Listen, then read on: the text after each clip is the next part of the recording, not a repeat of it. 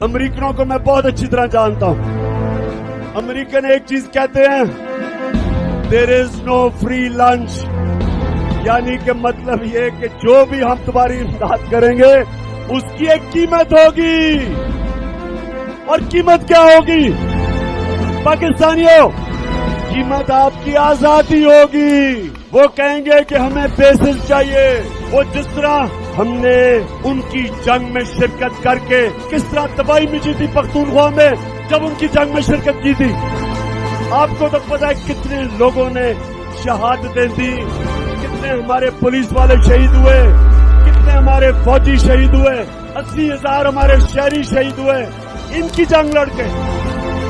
इसी तरह वो कहेंगे हमें बेसिस दो, वो फिर आगे अपनी जंग में शामिल करेंगे। और इसलिए मेरे पाकिस्तानियों, हमने अपनी हकीकी आजादी की जद्दोजहद को कामयाब करना है, क्योंकि हम किसी की गुलामी नहीं करने के लिए तैयार।